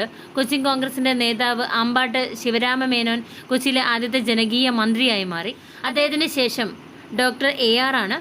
1942 ഫെബ്രുവരിയിൽ വിശ്വാസ പ്രമേയത്തെ തുടർന്ന് രാജിവെച്ച മേനോൻ, TK നായർ എന്നിവർ അധ്യക്ഷരായി. ഇനി വരുന്നത് റൈസ് ഓഫ് കൊച്ചിൻ സ്റ്റേറ്റ് പ്രജാമണ്ഡലാണ്. കൊച്ചിയിലെ പുരോഗമന വിഭാഗങ്ങളെ തൃപ്തിപ്പെടുത്തുന്നതിൽ ഡയാർക്കിയിലെ പരീക്ഷണം പരാജയപ്പെട്ടു. 1941 VK കൃഷ്ണൻ, എഴുത്തച്ഛൻ, TK നായർ, പനമ്പിള്ളി ഗോവിന്ദമേനോൻ എന്നിവരുടെ നേതൃത്വത്തിൽ കൊച്ചിൻ സ്റ്റേറ്റ് പ്രജാമണ്ഡലം എന്ന പേരിൽ ഒരു പുതിയ രാഷ്ട്രീയ സംഘടന രൂപീകരിച്ചു. കൊച്ചിയിൽ ഉത്തരവാദിത്ത സർക്കാരിൻ്റെ നേട്ടത്തിനായി പാർട്ടി സംസ്ഥാന വ്യാപകമായി പ്രക്ഷോഭം ആരംഭിച്ചു. ദിവാന്റെ ഭരണം അവസാനിപ്പിക്കണമെന്നും ജനങ്ങളാൽ തിരഞ്ഞെടുക്കപ്പെട്ട ജനപ്രതിനിധികൾക്ക് പൂർണ്ണ രാഷ്ട്രീയ അധികാരം കൈമാറണമെന്നും ആവശ്യപ്പെട്ട് കൊച്ചിയിലുടനീളം യോഗങ്ങളും പ്രകടനങ്ങളും നടന്നു. സമരത്തെ അടിച്ചമർത്താൻ സർക്കാർ ശ്രമിക്കുകയും നേതാക്കളെ അറസ്റ്റ് ചെയ്യുകയും ചെയ്തു. പ്രജാമണ്ഡലം ശക്തമായ ഒരു സംഘടനയായി വളരുകയും അത് ജനങ്ങളെ നയിക്കുകയും ചെയ്തു. 1942 ക്വിറ്റ് ഇന്ത്യ പ്രസ്ഥാനത്തിലെ അവരുടെ ആവേശകരമായ പങ്കാളിത്തത്തിൽ 19 പ്രജാമണ്ഡല സ്ഥാനാർത്ഥികളിൽ നിന്ന് 12 പേർ 1945 തെരഞ്ഞെടുപ്പിൽ നിയമസഭയിലേക്ക് തിരഞ്ഞെടുക്കപ്പെട്ടു. പ്രജാമണ്ഡലത്തിലെ അംഗങ്ങൾ നിയമസഭയിൽ സജീവ പ്രതിപക്ഷമായി പ്രവർത്തിച്ചു. അതിനിടെ കൊച്ചി മഹാരാജാവ് നിയമസഭയുടെ നിയന്ത്രണത്തിലേക്ക് കുറച്ച് വകുപ്പുകൾ കൂടി മാറ്റുകയും അതിലെ അംഗങ്ങളിൽ നിന്ന് ഒരു മന്ത്രിയെ കൂടി നിയമിക്കുകയും ചെയ്തു. ഇനി വരുന്നത് പ്രജാമണ്ഡൽ ഇൻ ഓഫീസ്. 1946 ജൂലൈയിൽ എറണാകുളത്ത് ചേർന്ന കൊച്ചിൻ സ്റ്റേറ്റ് പ്രജാമണ്ഡലിൻ്റെ വാർഷിക സമ്മേളനം കൊച്ചിയിൽ ഉത്തരവാദപ്പെട്ട ഗവൺമെൻറ്റിൻ്റെ നേട്ടത്തിനായി സംസ്ഥാന വ്യാപകമായി ഒരു പ്രക്ഷോഭത്തിന് പദ്ധതികൾ തയ്യാറാക്കി. സംസ്ഥാന നിയമസഭയുടെ എറണാകുളത്ത് സമ്മേളനം ആരംഭിച്ച ജൂലൈ 29 ഉത്തരവാദിത്തമുള്ള സർക്കാർ ദിനം ആയി ആചരിച്ചു. പ്രജാമണ്ഡലം അംഗങ്ങൾ സെഷൻ ബഹിഷ്കരിച്ചു. പിന്നീട് ഉത്തരവാദപ്പെട്ട സർക്കാർ എത്രയും വേഗം അനുവദിക്കണമെന്ന് ആവശ്യപ്പെട്ട് നിയമസഭയിലെ 20 അംഗങ്ങൾ മഹാരാജാസിന് ഒരു സ്മാരകം സമർപ്പിച്ചു. പറമ്പിൽ ലോനപ്പനും ബാലകൃഷ്ണ മേനോനും അടങ്ങുന്ന മന്ത്രിസഭയിൽ അവിശ്വാസ പ്രമേയം പാസായി. മന്ത്രിമാർ രാജിവെക്കുകയും അവരുടെ വകുപ്പുകളെ ദിവാന്റെ നിയന്ത്രണത്തിലേക്ക് മാറ്റുകയും ചെയ്തു. 1946 ഓഗസ്റ്റ് 17 ക്രമസമാധാനവും ധനവും ഒഴികെയുള്ള സംസ്ഥാന സർക്കാരിൻ്റെ എല്ലാ വകുപ്പുകളും സംസ്ഥാന നിയമസഭയുടെ ഉത്തരവാദിത്തമുള്ള മന്ത്രിമാർക്ക് കൈമാറാനുള്ള തൻ്റെ സന്നദ്ധത മഹാരാജാവ് ലെജിസ്ലേറ്റീവ് കൗൺസിലിനെ അറിയിച്ചു. മറ്റ് 2 ഗ്രൂപ്പുകളിലുമായി ചേർന്ന് മന്ത്രിസഭ രൂപീകരിക്കാൻ പ്രജാമണ്ഡലം തീരുമാനിച്ചു. K Ayyappan, T K Nair, Panampilly Govinda Menon, CR ഉണ്ണി എന്നിവർ മന്ത്രിമാരായി 1946 സെപ്റ്റംബർ 9 കൊച്ചിയിൽ ആദ്യ ജനകീയ മന്ത്രിസഭ രൂപീകരിച്ചു. എന്നിട്ടും ദിവാന്റെ ഓഫീസ് തുടർന്നു. അദ്ദേഹം ധനകാര്യ വകുപ്പുകളും നിയമവകുപ്പുകളും കൈകാര്യം ചെയ്തു. 1947 ഓഗസ്റ്റ് 14 ഒരു വിളംബരത്തിലൂടെ മഹാരാജാവ് അദ്ദേഹത്തിൽ നിന്ന് ഈ വകുപ്പുകൾ ഏറ്റെടുക്കുകയും മന്ത്രാലയത്തെ ഏൽപ്പിക്കുകയും ചെയ്തു. ദിവാൻ രാജിവെച്ചു. പ്രജാമണ്ഡലം നേതാവ് പനമ്പിള്ളി ഗോവിന്ദമേനോൻ മുഖ്യമന്ത്രിയായി. ക്രമസമാധാന പോർട്ട്ഫോളിയോ കൈകാര്യം ചെയ്തത് ടി കെ നായരായിരുന്നു. അദ്ദേഹം കൊച്ചിൻ കോൺഗ്രസ് നേതാവായിരുന്നു. 1947 ഒക്ടോബർ 18 എറണാകുളം രാജേന്ദ്ര മൈതാനിയിൽ നടന്ന ലാത്തി ചാർജിന് ടി കെ ഒഴികെയുള്ള മന്ത്രിമാരെല്ലാം പ്രതിഷേധിച്ചു. അദ്ദേഹം രാജിവെച്ചു. ടി കെയുടെ നേതൃത്വത്തിൽ 3 മന്ത്രിമാരുടെ പുതിയ മന്ത്രിസഭ സത്യപ്രതിജ്ഞ ചെയ്ത് അധികാരമേറ്റു. 1948 പൊതു തെരഞ്ഞെടുപ്പിൽ പ്രജാമണ്ഡലിന് കൊച്ചി നിയമസഭയിൽ വ്യക്തമായ ഭൂരിപക്ഷം ലഭിച്ചു. അപ്പോഴേക്കും സംഘടന ഇന്ത്യൻ നാഷണൽ കോൺഗ്രസിൽ ലയിച്ചിരുന്നു. ഇക്കണ്ട വാര്യർ മുഖ്യമന്ത്രിയായി കൊച്ചിയിൽ ആദ്യ കോൺഗ്രസ് മന്ത്രിസഭ അധികാരമേറ്റു. ഈ മന്ത്രിസഭയുടെ ഭരണകാലത്ത് 1949 ജൂലൈ 1 കൊച്ചി തിരുവിതാംകൂറുമായി ലയിപ്പിക്കുകയും പുതിയ തിരുവിതാംകൂർ സംസ്ഥാനം നിലവിൽ വരികയും ചെയ്തു. ഇനി national movement in Travancore. Indian national Congress തിരുവിതാംകൂറിലെ പ്രവർത്തനം ആരംഭിച്ചത് ശ്രീമൂലം തിരുനാളിൻ്റെ കാലത്താണ്. കെയുടെ ശ്രമഫലമായി 1911 തിരുവനന്തപുരത്ത് ഒരു കോൺഗ്രസ് കമ്മിറ്റി രൂപീകരിച്ചു. പിള്ള, വി അച്യുതമേനോൻ തുടങ്ങിയവർ 1921 തിരുവിതാംകൂറിൽ ദിവാൻകവരയ്യ ട്യൂഷൻ ഫീസ് വർദ്ധിപ്പിച്ചതിൽ പ്രതിഷേധിച്ച് ഒരു വിദ്യാർത്ഥി പ്രക്ഷോഭം പൊട്ടിപ്പുറപ്പെട്ടു. സർക്കാർ ഇരുമ്പുകരം കൊണ്ട് സമരം അടിച്ചമർത്തി. 1924 ശ്രീമൂലം തിരുനാൾ അന്തരിച്ചപ്പോൾ വൈക്കം സത്യാഗ്രഹം സംസ്ഥാനത്തുടനീളം കോളിളക്കം സൃഷ്ടിച്ചിരുന്നു. 1929 വിശ്വേശ്വരയ്യയുടെ അധ്യക്ഷതയിൽ തിരുവനന്തപുരത്ത് ഒരു സ്റ്റേറ്റ് പീപ്പിൾസ് കോൺഫറൻസ് നടക്കുകയും ഇന്ത്യൻ സംസ്ഥാനങ്ങളിൽ ഉത്തരവാദിത്ത ഗവൺമെൻറ് കൊണ്ടുവരണമെന്ന് ആവശ്യപ്പെടുന്ന പ്രമേയങ്ങൾ പാസ്സാക്കുകയും ചെയ്തു. യൂത്ത് ലീഗ് രൂപീകൃതമായതോടുകൂടി 1931 തിരുവനന്തപുരത്തിലെ രാഷ്ട്രീയ പ്രവർത്തനത്തിന് ചലനാത്മകമായ ഒരു രാഷ്ട്രീയ സംഘടനയ്ക്ക് ഉണർവുണ്ടായി. 30കളുടെ തുടക്കത്തിലെ നിസ്സഹകരണ പ്രസ്ഥാനം വിദേശ ചരക്ക് ബഹിഷ്കരണം സംഘടിപ്പിക്കുന്നതിൽ യൂത്ത് ലീഗ് നേതൃപരമായ പങ്കുവഹിച്ചു. ഇനിയുള്ളത് നിവർത്തന അജിറ്റേഷൻ അല്ലെങ്കിൽ അബ്സ്റ്റൻഷൻ മൂവ്മെൻ്റ് ആണ്. തിരുവിതാംകൂറിൻ്റെ ചരിത്രത്തിലെ ഏറ്റവും അക്രമാസക്തമായ രാഷ്ട്രീയ പ്രക്ഷോഭങ്ങളിലൊന്നായിരുന്നു നിവർത്തന പ്രക്ഷോഭം. 1932 ഭരണഘടനാ പരിഷ്കാരങ്ങൾക്കെതിരായ പ്രതിഷേധമാണിത്. ഈഴവരും മുസ്ലിങ്ങളും ക്രിസ്ത്യൻ സമുദായത്തിലെ ഒരു വിഭാഗവും പുതിയ തിരഞ്ഞെടുപ്പ് പദ്ധതി പ്രകാരം സംസ്ഥാന നിയമസഭയിൽ തങ്ങൾക്ക് അർഹമായ സീറ്റുകൾ ലഭിക്കില്ല എന്നവർ ഭയപ്പെട്ടു. ജനസംഖ്യ അടിസ്ഥാനത്തിൽ നായർ നികുതിദായകരുടെ ഏറ്റവും വലിയ സംഘടന ആയതുകൊണ്ട് അവരുടെ വോട്ടിംഗ് ശക്തിയുടെ അടിസ്ഥാനത്തിൽ അവർക്ക് യഥാർത്ഥത്തിൽ അർഹിക്കുന്നതിനേക്കാൾ കൂടുതൽ സീറ്റുകൾ ലഭിക്കും. അതുകൊണ്ട് തന്നെ സ്വത്തവകാശം നിലനിർത്താനും സാർവത്രിക പ്രായപൂർത്തിയായ ഫ്രാഞ്ചൈസി ഏർപ്പെടുത്താനും വോട്ടർമാരുടെ സമ്പ്രദായം നടപ്പിലാക്കാനും നിയമസഭയിൽ പ്രത്യേക സമുദായങ്ങൾക്കായിട്ട് സീറ്റുകൾ സംവരണം ചെയ്യാനും അവർ സർക്കാരിനോട് നിർബന്ധിച്ചു. ഈ ആവശ്യങ്ങൾ സർക്കാർ അംഗീകരിച്ചില്ല. തുടർന്ന് ക്രിസ്ത്യൻ, ഈഴവ, മുസ്ലിം സമുദായങ്ങൾ സംയുക്ത രാഷ്ട്രീയ സമിതി എന്ന പേരിൽ സ്വന്തമായി ഒരു സംഘടന രൂപീകരിക്കുകയും സംസ്ഥാന വ്യാപകമായി പ്രക്ഷോഭം സംഘടിപ്പിക്കുകയും ചെയ്തു. പുതിയ പദ്ധതി പ്രകാരം നിയമസഭയിലേക്കുള്ള തെരഞ്ഞെടുപ്പ് ബഹിഷ്കരിക്കുന്നതിൻ്റെ രൂപമാണ് പ്രക്ഷോഭം സ്വീകരിച്ചത്. NV ജോസഫ്, C കേശവൻ തുടങ്ങിയ നേതാക്കളായിരുന്നു സംഘടനയെ നയിച്ചിരുന്നത്. പ്രക്ഷോഭം സംസ്ഥാനത്തിൻ്റെ എല്ലാ ഭാഗങ്ങളിലേക്കും വ്യാപിച്ചു. കോലഞ്ചേരിയിലെ പ്രസംഗത്തിന് ശേഷം C കേശവനെ അറസ്റ്റ് ചെയ്യുകയും 2 വർഷത്തെ കഠിന തടവിന് ശിക്ഷിക്കുകയും ചെയ്തു. സർക്കാരിനെതിരായ 3 സമുദായങ്ങളുടെ കൂട്ടുകെട്ട് ഒടുവിൽ വിജയത്തിൽ കലാശിച്ചു. ക്രമേണ അവരുടെ ആവശ്യം തൃപ്തിപ്പെടുത്താനുള്ള നടപടികൾ സർക്കാർ അംഗീകരിച്ചു. പൊതുസേവനങ്ങളിൽ പിന്നോക്ക സമുദായങ്ങൾക്ക് ന്യായമായ പ്രാതിനിധ്യം ഉറപ്പാക്കാൻ സർക്കാർ ഒരു പബ്ലിക് സർവീസ് കമ്മീഷനെ നിയമിക്കുകയും സ്വത്ത് യോഗ്യത കുറച്ചുകൊണ്ട് ഫ്രാഞ്ചൈസി വിശാലമാക്കുകയും ചെയ്തു. സാമുദായിക പ്രാതിനിധ്യത്തെ തത്വങ്ങൾ സ്വീകരിച്ചു. ഈഴവ, മുസ്ലിം, ക്രിസ്ത്യൻ സമുദായങ്ങൾക്ക് നിശ്ചിത എണ്ണം സീറ്റുകൾ അനുവദിച്ചു. പൊതുസേവനങ്ങളിൽ പിന്നോക്ക സമുദായങ്ങൾക്ക് സീറ്റ് സംവരണം ചെയ്തു. 1937 നവീകരിച്ച നിയമസഭയിലേക്ക് നടന്ന തെരഞ്ഞെടുപ്പിൽ സംയുക്ത രാഷ്ട്രീയ കോൺഗ്രസിൻ്റെ സ്ഥാനാർത്ഥികൾ ധാരാളം മണ്ഡലങ്ങളിൽ നിന്ന് വിജയിച്ചു. പ്രധാനമായും സംയുക്ത രാഷ്ട്രീയ കോൺഗ്രസിൽ നിന്നാണ് തിരുവിതാംകൂർ സ്റ്റേറ്റ് കോൺഗ്രസ് പിറന്നിട്ടുണ്ടായിരുന്നത്. ഇനി ട്രാവൻകൂർ സ്റ്റേറ്റ് കോൺഗ്രസിനെ കുറിച്ച് നോക്കാം. 1938 ഫെബ്രുവരിയിൽ സംയുക്ത രാഷ്ട്രീയ കോൺഗ്രസ് പട്ടം ഉപയോഗിച്ച് തിരുവിതാംകൂർ സ്റ്റേറ്റ് കോൺഗ്രസിനെ ചുമതലപ്പെടുത്തി. എ താണപ്പിള്ള അതിൻ്റെ ആദ്യ പ്രസിഡൻ്റായി. C Kesavan, T M Varghese എന്നിവർ സംയുക്ത രാഷ്ട്രീയ കോൺഗ്രസിലെ പ്രമുഖ നേതാക്കളും ഇവരൊക്കെ നേതൃത്വം നൽകി. C Kesavan, T M Varghese എന്നിവരും സംയുക്ത രാഷ്ട്രീയ കോൺഗ്രസിലെ പ്രമുഖ നേതാക്കളും നേതൃത്വം നൽകി. തിരുവിതാംകൂർ സ്റ്റേറ്റ് കോൺഗ്രസിൻ്റെ ലക്ഷ്യം തിരുവിതാംകൂറിലെ ജനങ്ങൾക്ക് പൂർണ്ണ ഉത്തരവാദിത്തമുള്ള സർക്കാർ എന്ന ഒരു നേട്ടമായിരുന്നു. ഈ ലക്ഷ്യം കൈവരിക്കുന്നതിന് വേണ്ടി നേരിട്ടുള്ള പ്രവർത്തനം ആരംഭിക്കാൻ അവർ തീരുമാനമെടുത്തു. സംസ്ഥാനത്തെ ജനങ്ങൾക്ക് ഉത്തരവാദിത്തമുള്ള ഗവൺമെൻറ്റിൻ്റെ നേരത്തെയുള്ള ഗ്രാൻഡ് ആവശ്യമാണെന്ന് ആവശ്യപ്പെട്ടുകൊണ്ട് അത് മഹാരാജാവിന് ഒരു സ്മാരകം സമർപ്പിച്ചു. ആ സ്മാരകത്തിൽ ദിവാനെതിരെയുള്ള സർ സി പിക്കെതിരെയുള്ള ആരോപണങ്ങളുടെ ഒരു പരമ്പരയുമുണ്ടായിരുന്നു. രാമസ്വാമി അയ്യരെ ഉടൻ തന്നെ പിരിച്ചുവിടണമെന്ന് ആവശ്യപ്പെട്ടിരുന്നു. ഇനി വരുന്നത് സിവിൽ ഡിസൊബീഡിയൻസ് മൂവ്മെൻ്റാണ്. ട്രാവൻകൂറിൽ വെച്ച് നടന്ന സിവിൽ ഡിസൊബീഡിയൻസ് മൂവ്മെൻറ്റ് ഭീഷണി ഉയർത്തുന്ന പ്രക്ഷോഭത്തെ ശക്തമായ കരം കൊണ്ട് അടിച്ചമർത്താൻ സർക്കാർ തീരുമാനിച്ചു. സ്റ്റേറ്റ് കോൺഗ്രസിനെയും യൂത്ത് ലീഗിനെയും നിയമവിരുദ്ധമായ സംഘടനയായി പ്രഖ്യാപിച്ചു. അങ്ങനെ സ്റ്റേറ്റ് കോൺഗ്രസ് 1938 ഓഗസ്റ്റ് മുതൽ ഒരു നിസ്സഹകരണ പ്രസ്ഥാനം ആരംഭിച്ചു. എല്ലാ മുൻനിര നേതാക്കളെയും അറസ്റ്റ് ചെയ്ത് ജയിലിലേക്ക് അയച്ചു. സംസ്ഥാനത്തിൻ്റെ വിവിധ ഭാഗങ്ങളിൽ ജനങ്ങളും പോലീസും തമ്മിൽ രൂക്ഷമായ ഏറ്റുമുട്ടലുണ്ടായി. നെയ്യാറ്റിൻകരയിൽ പോലീസ് വെടിവെപ്പിൽ നിരവധി പേർക്ക് പരിക്കേൽക്കുകയും ഒരാൾ കൊല്ലപ്പെടുകയും ചെയ്തു. 1938 ഒക്ടോബർ 24 ആലപ്പിയിലെ തെരുവിലൂടെ മാർച്ച് ചെയ്ത തൊഴിലാളികൾക്ക് നേരെ പോലീസ് വെടിയുതിർത്തു. മഹാരാജാവിൻ്റെ ജന്മദിനാഘോഷത്തോടനുബന്ധിച്ച് തിരുവനന്തപുരത്ത് വൻ പ്രകടനം നടത്താൻ സംസ്ഥാന കോൺഗ്രസ് പദ്ധതിയിട്ടിരുന്നു. രാഷ്ട്രീയ പ്രതിസന്ധി ഒഴിവാക്കുന്നതിനായി സംസ്ഥാന കോൺഗ്രസ് നിരോധനം സർക്കാർ പിൻവലിക്കുകയും നേതാക്കളെ മുഴുവൻ ജയിൽ മോചിതരാക്കുകയും ചെയ്തു. എന്നാൽ ദിവാൻ സർ സി പി തിരുവിതാംകൂറിലെ ഭരണഘടനാ നവീകരണ വിഷയത്തിൽ സർക്കാരും സംസ്ഥാന കോൺഗ്രസും തമ്മിൽ ചർച്ചകൾ നടത്തുന്നതിനുള്ള ആദ്യ വ്യവസ്ഥ എന്ന നിലയിൽ മഹാരാജാവിന് സമർപ്പിച്ച സ്മാരകം പിൻവലിക്കുന്നതിനായി അയ്യർ നിർബന്ധിച്ചു. ഗാന്ധിജിയുടെ ഉപദേശപ്രകാരം സ്മാരകം പിൻവലിക്കാൻ സംസ്ഥാന കോൺഗ്രസ് പ്രവർത്തക സമിതി തീരുമാനിച്ചു. ഇതോടുകൂടി കോൺഗ്രസിലെ തീവ്ര വിഭാഗം സംഘടന വിട്ട് പിന്നീട് കമ്മ്യൂണിസ്റ്റ് പാർട്ടിയായി രൂപാന്തരപ്പെട്ടു.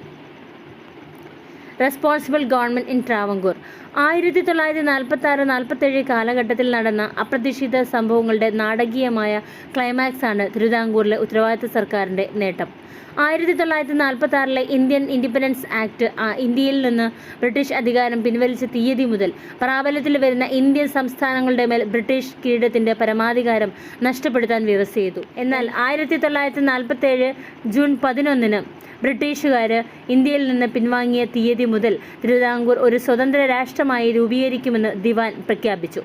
ദിവാന്റെ പ്രഖ്യാപനം സംസ്ഥാനത്തിനകത്തും പുറത്തും വലിയ തോതിലുള്ള വിവാദങ്ങൾ സൃഷ്ടിച്ചു. തിരുവിതാംകൂർ വീണ്ടും ഒരു രാഷ്ട്രീയ പോരാട്ടത്തിൻ്റെ ചുഴലിയിലായി.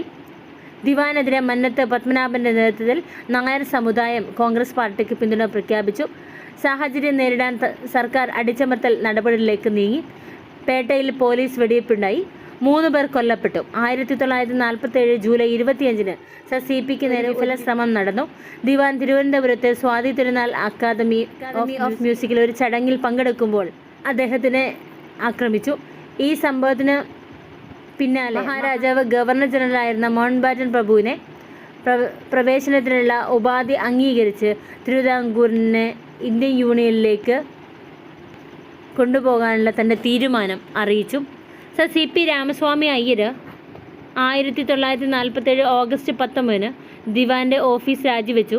തുടർന്ന് PGN Unnithan 1948 March 24 Pattom A Thanu Pillai, C Kesavan, TM എന്നിവരടങ്ങുന്ന തിരുവിതാംകൂറിലെ ആദ്യത്തെ ജനകീയ മന്ത്രിസഭ രൂപീകരിച്ചു. കോൺഗ്രസ് ലെജിസ്ലേച്ചർ പാർട്ടിയിലെ പിളർപ്പിനെ തുടർന്ന് 1948 ഒക്ടോബർ 22 പട്ടം താണപ്പിള്ള മന്ത്രിസഭ രാജിവെക്കേണ്ടി വന്നു. TKയുടെ നേതൃത്വത്തിലുള്ള പുതിയ മന്ത്രിസഭ രൂപം കൊണ്ടു. നാരായണപിള്ള അധികാരത്തിൽ വന്നു. ഈ മന്ത്രിസഭയുടെ കാലത്താണ് 1949 ജൂലൈ 1 തിരുവിതാംകൂറിൻ്റെയും കൊച്ചിയുടെയും സംയോജനം നടന്നത്. തീവ്ര പ്രസ്ഥാനങ്ങളും കർഷക സമരങ്ങളും, radical movements and present struggles എന്നുള്ളതാണ്. ഗവൺമെൻറ്റിൻ്റെ നിരോധന ഉത്തരവുകൾ ലംഘിച്ച് രാഷ്ട്രീയ സമ്മേളനത്തിനായി കോഴിക്കോട് ഒത്തുകൂടിയ കോൺഗ്രസ് പ്രവർത്തകരും സന്നദ്ധ പ്രവർത്തകരും അറസ്റ്റിലായി. ആയിരക്കണക്കിന് കോൺഗ്രസ് പ്രവർത്തകരെ നിരാശരാക്കി. 1935 മെയ് മാസത്തിൽ ഗാന്ധിജി വീണ്ടും നിയമലംഘന പ്രസ്ഥാനം പെട്ടെന്ന് പിൻവലിച്ചു.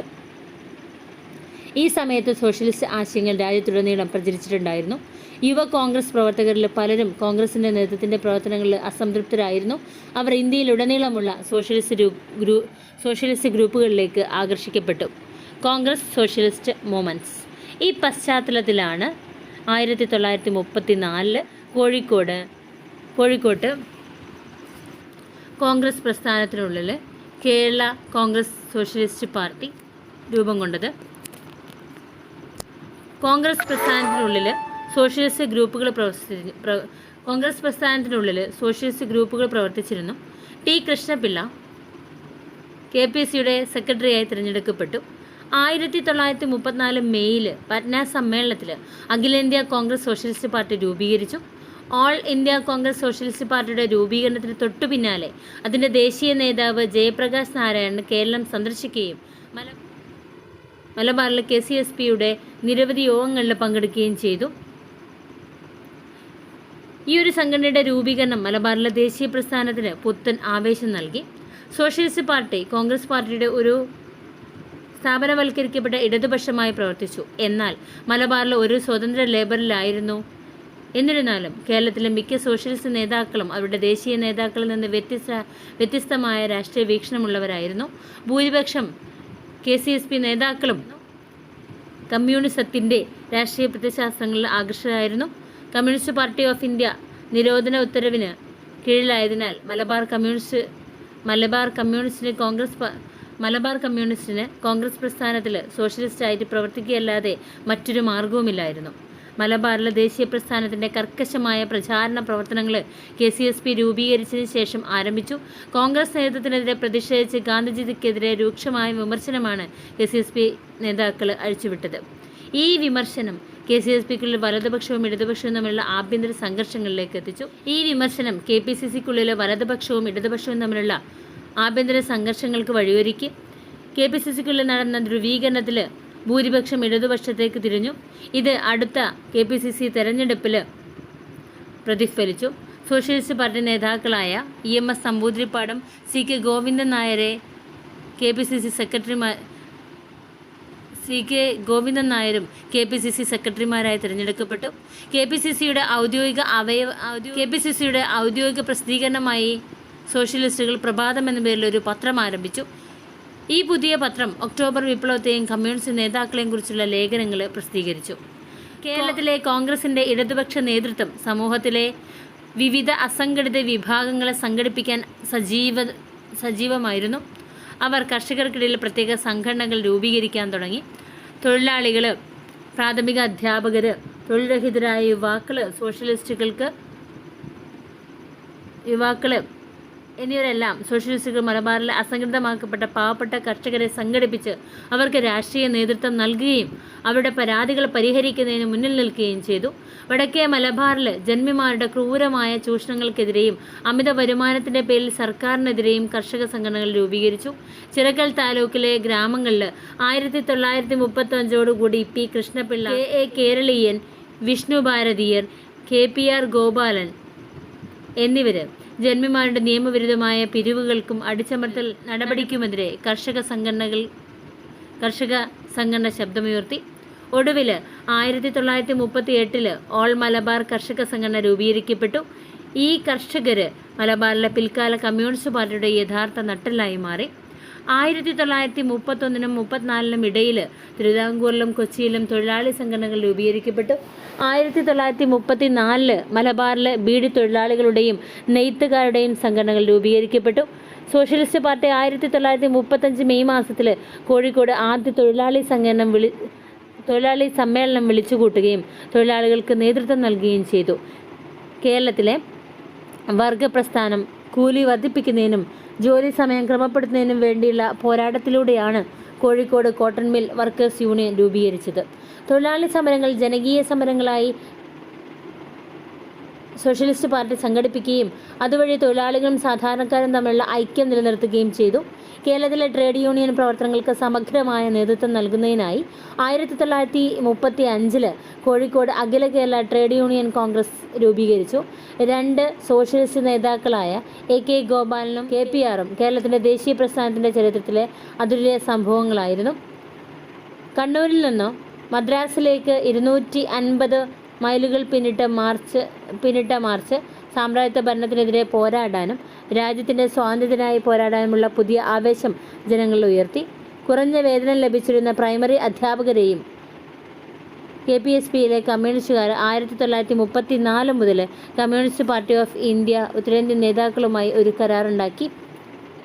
അതനുസരിച്ച് 1937 മലബാറിൽ രഹസ്യമായി P. Krishnapillai, EMS Namboodiripad, K. Damodaran, NC Sekharan എന്നിവരും മറ്റു അംഗങ്ങളും ചേർന്ന് ഈ ഒരു പാർട്ടിയുടെ ഭാഗമായി CPIയെ ബ്രിട്ടീഷ് സർക്കാർ നിരോധിച്ചതുകൊണ്ട് ഈ കമ്മ്യൂണിസ്റ്റുകാർക്ക് ഒന്നും തന്നെ തുറന്നു പറയാൻ കഴിഞ്ഞില്ല. മലബാറിലെ KPSPയുടെ ശേഷിച്ച നേതാക്കളും യഥാസമയം കമ്മ്യൂണിസത്തെ തങ്ങളുടെ രാഷ്ട്രീയ പ്രത്യയശാസ്ത്രമായി സ്വീകരിച്ചു.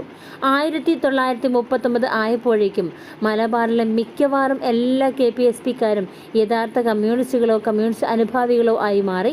ഈ പശ്ചാത്തലത്തിലാണ് മലബാറിലെ കമ്മ്യൂണിസ്റ്റ് പാർട്ടി രൂപം കൊള്ളുന്നത്. 1939 ഡിസംബറിൽ വടക്കേ മലബാറിലെ പിണറായിൽ നടന്ന രഹസ്യ യോഗത്തിൽ ഭൂരിപക്ഷം KPSP നേതാക്കളും CPIയുടെ ചില ദേശീയ നേതാക്കളും പങ്കെടുത്തു.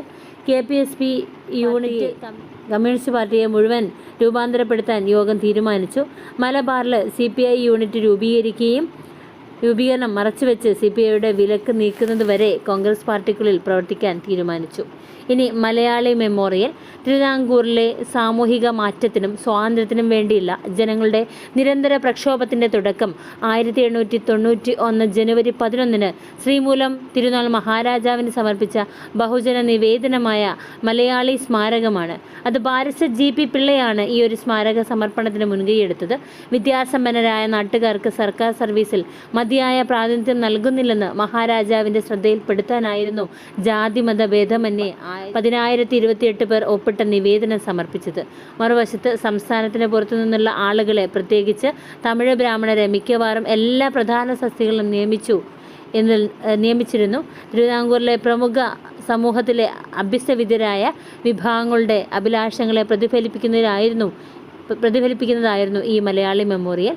ജനങ്ങളുടെ രാഷ്ട്രീയ അവകാശങ്ങളെ ഇനിയും അവഗണിക്കാനാവില്ലെന്ന് ഹർജി സർക്കാരിനെ ബോധ്യപ്പെടുത്തി. ഇനി വരുന്നതാണ് ഈഴവ മെമ്മോറിയൽ. ഡോക്ടർ പൽപ്പുവിൻ്റെ നേതൃത്വത്തിൽ ഈഴവ സമുദായത്തിലെ 13,176 അംഗങ്ങൾ ഒപ്പിട്ട ഈഴവ സ്മാരകം 1896 മഹാരാജാവിന് സമർപ്പിച്ചതിനെ തുടർന്ന് മലയാളി സ്മാരകം നടന്നു. സർക്കാർ ഓഫീസുകളിലെ നിയമനങ്ങളിലും അവരുടെ കുട്ടികളെ സർക്കാർ സ്കൂളുകളിൽ പ്രവേശിപ്പിക്കുന്നതിനും ഈഴവ സമുദായം അനുഭവിക്കുന്ന വൈകല്യങ്ങൾ, ബുദ്ധിമുട്ടുകൾ ഈ ഒരു സ്മാരകം സർക്കാരിനെ അറിയിച്ചു. ക്രിസ്തുമതത്തിലേക്ക് പരിവർത്തനം ചെയ്ത അവരുടെ ജാതിയിൽപ്പെട്ടവർ അനുഭവിക്കുന്ന അതേ അവകാശങ്ങളും പദവികളും തങ്ങൾക്കും ലഭിക്കണമെന്ന് അവർ മഹാരാജാവിനോട് അഭ്യർത്ഥിച്ചു. സർക്കാർ സേവനങ്ങളുടെയും നിയമസഭയുടെയും നായർ കുത്തകയ്ക്കെതിരെയും ഈ ഒരു മെമ്മോറിയൽ പരാതിപ്പെട്ടു. ഇനി പുന്നപ്ര വയലാർ ഔട്ട്ബ്രേക്സ്. പുന്നപ്രയിലും വയലാറിലും കമ്മ്യൂണിസ്റ്റ് കലാപം നടന്നത് 1946 ഒക്ടോബർ 23 ആലപ്പുഴ നഗരത്തിന് തെക്ക് സ്ഥിതി ചെയ്യുന്ന പുന്നപ്ര ഗ്രാമം കലാപത്തിൻ്റെ ആദ്യകാല ദൃശ്യങ്ങളിലൊന്നാണ്. വ്യവസായ തൊഴിലാളികളും കർഷക തൊഴിലാളികളും പറഞ്ഞറിയിക്കാനാവാത്ത സാമ്പത്തിക ബുദ്ധിമുട്ടുകളും ദുരിതങ്ങളും അനുഭവിച്ചു. ഈ പ്രദേശത്തെ ഭൂമി ജന്മിമാരുടെ കുത്തകയായി കുടിയാന്മാരെ ചൂഷണം ചെയ്തു. കർഷക തൊഴിലാളികൾ, മത്സ്യത്തൊഴിലാളികൾ, എണ്ണത്തൊഴിലാളികൾ, കള്ളിച്ചത്ത് തൊഴിലാളികൾ, ബീഡ് തൊഴിലാളികൾ തുടങ്ങിയവർ ഇവിടെ ജോലി ചെയ്യുന്ന തൊഴിലാളികളുടെ പ്രധാന വിഭാഗം രൂപീകരിച്ചു. സംസ്ഥാനത്തെ ആലപ്പുഴ, ചേർത്തല മേഖലയിൽ കേന്ദ്രീകരിച്ച് കിടക്കുന്ന വ്യവസായ തൊഴിലാളികളെയും കർഷക തൊഴിലാളികളെയും സംഘടിപ്പിക്കുക എന്ന ദൗത്യം കമ്മ്യൂണിസ്റ്റ് പാർട്ടി ഏറ്റെടുത്തു. തൊഴിലാളികളുടെ അടിയന്തര തൊഴിൽ ആവശ്യങ്ങൾ തൃപ്തിപ്പെടുത്തുകയും രാഷ്ട്രീയ സ്വാതന്ത്ര്യം പുനഃസ്ഥാപിക്കുകയും ചെയ്യുന്നതുവരെ തൊഴിലാളികൾ പണിമുടക്ക് പ്രഖ്യാപിച്ചു. TV Thomas, R Sugathan, PD Punnoose, MN Govindan Nair തുടങ്ങിയ പ്രഗത്ഭരായ നേതാക്കളുടെ ഒരു സംഘം ഈ സമയത്ത് കമ്മ്യൂണിസ്റ്റ് പാർട്ടിയിലുണ്ടായിരുന്നു. സ്ഥിതിഗതികൾ സ്ഫോടനാത്മകമാണെന്ന് തോന്നിയതുകൊണ്ട് ആലപ്പുഴ ചേർത്തല ബെൽറ്റിൽ പ്രവർത്തിക്കുന്ന കമ്മ്യൂണിസ്റ്റ് പാർട്ടിയെയും ട്രേഡ് യൂണിയനുകളെയും സർക്കാർ നിയമവിരുദ്ധ സംഘടനകളായി പ്രഖ്യാപിച്ചു. CP ഒക്ടോബർ 25 ആലപ്പുഴയിൽ പട്ടാള നിയമം ചുമത്തി ആർ സുഗതനെ അറസ്റ്റ് ചെയ്തു. മാർച്ച് നടത്തിയ കർഷകർ പുന്നപ്രയിൽ സായുധ പോലീസിനെ നേരിട്ടും ഇരുവശത്തും ആളപായമുണ്ടായി. ഒക്ടോബർ 26 വയലാറിലെ കർഷക തൊഴിലാളി പരിശീലന ക്യാമ്പിന് നേരെ സൈന്യം ആക്രമണം നടത്തി. ഒക്ടോബർ 27 വയലാറിനെ വളഞ്ഞ മിലീഷ്യയെ നേരിടാൻ കർഷകരും തൊഴിലാളികളും കയ്യിൽ മരക്കുന്തങ്ങളുമായി മാർച്ച് നടത്തി. ആലപ്പുഴയുടെ വിവിധ ഭാഗങ്ങളിലെ ജനങ്ങൾ സായുധ പോലീസിനെ നേരിട്ട് രക്തസാക്ഷികളായി. സംഭവത്തിൽ 800-ലധികം ആളുകൾ കൊല്ലപ്പെടുകയും നിരവധി പേർക്ക് പരിക്കേൽക്കുകയും ചെയ്തു. പുന്നപ്രയിലെയും വയലാറിലെയും ദാരുണ സംഭവം സംസ്ഥാനത്തെ പൊതുജനാഭിപ്രായത്തെ അമ്പരിപ്പിക്കുന്നതായിരുന്നു. കമ്മ്യൂണിസ്റ്റ് പാർട്ടി പ്രസ്ഥാനം അടിച്ചമർത്തപ്പെട്ടെങ്കിലും തൊഴിലാളികളുടെയും കർഷകരുടെയും ത്യാഗങ്ങൾ ദീർഘകാലാടിസ്ഥാനത്തിൽ പാഴായില്ല. അവർ ദിവാന്റെ സ്വേച്ഛാധിപത്യ ഭരണത്തിൻ്റെ അന്ത്യം വേഗത്തിലാക്കുകയും തിരുവിതാംകൂറിൽ ഉത്തരവാദിത്തമുള്ള സർക്കാർ സ്ഥാപിക്കുന്നതിന് സഹായിക്കുകയും ചെയ്തു. പുന്നപ്രയിലെ രക്തസാക്ഷി സ്മാരകം അന്നു മുതൽ അവർക്ക് രാഷ്ട്രീയ തീർത്ഥാടന കേന്ദ്രമായിരുന്നു. ഇനി ഐക്യ കേരള മൂവ്മെൻറ്റ്. 1956 നവംബർ 1 കേരള സംസ്ഥാനം അഥവാ ഐക്യ കേരളം രൂപീകൃതമായത്. 20-ാം നൂറ്റാണ്ട് ആദ്യ ദശകങ്ങൾ മുതൽ മലയാളം സംസാരിക്കുന്ന ജനങ്ങൾ ഇത്തരമൊരു സംസ്ഥാന രൂപീകരണത്തെ അനുകൂലിച്ചിരുന്നു. ബ്രിട്ടീഷുകാർ കേരളത്തെ 3 ഭരണ യൂണിറ്റുകളായി വിഭജിച്ചു. അതായത് ഇന്നത്തെ കാസർഗോഡ്, ഹോസ്ദുർഗ് താലൂക്കുകൾ സൗത്ത് കാനറ ജില്ലയുടെ ഭാഗമായി 1928 ഏപ്രിൽ എറണാകുളത്ത് നടന്ന സ്റ്റേറ്റ് പീപ്പിൾ കോൺഫറൻസ് ഐക്യകേരളം എന്ന വിഷയത്തിലെ ആദ്യകാല പരിഹാരങ്ങളിലൊന്ന് പാസാക്കി.